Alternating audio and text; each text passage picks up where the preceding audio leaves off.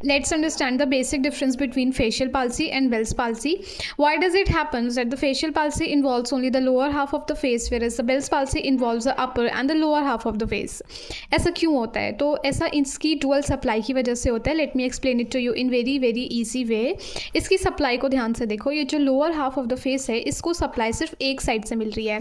वहीं जो upper half of the face है, इसको सप्लाई दोनों साइड से मिल रही है. इसकी सप्लाई जो है वो डुअल सप्लाई है. अब बेल्स पाल्सी एक लोअर मोटर न्यूरॉन का लीजन है और फेशियल पाल्सी एक अपर मोटर न्यूरॉन का लीजन है. अब सपोज यहाँ पे यूएमएन लीजन हो जाता है तो ये वाली पूरी सप्लाई हैम्पर हो जाती है. ठीक, तो होना तो ये चाहिए कि अपर हाफ और लोअर हाफ दोनों को ही इन्वॉल्व हो जाना चाहिए, लेकिन ये जो हमारा अपर हाफ है इसकी डुअल सप्लाई है. तो अगर ये वाली सप्लाई हैम्पर हो भी जाती है तब भी इसको सप्लाई यहाँ से मिल रही है जब हम यूएमएन की बात कर रहे हैं.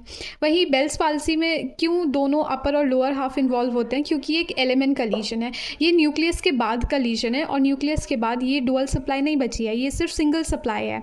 तो एलिमेंट लीजन में जब भी यहाँ पर एलिमेंट लीजन हो जाएगा, इसीलिए ये अपर और लोअर हाफ को दोनों को इन्वॉल्व करता है. तो आई होप ये कॉन्सेप्ट क्लियर हो गया हो कि बेल्स पाल्सी में क्यों अपर और लोअर हाफ इन्वॉल्व होता है, क्योंकि वो एक एलिमेंट लीजन है और न्यूक्लियस के बाद सप्लाई सिंगल हो जाती है. और फेशियल पाल्सी एक अपर मोटर न्यूरॉन का लीजन है और न्यूक्लियस से पहले फोरहेड की डुअल सप्लाई है.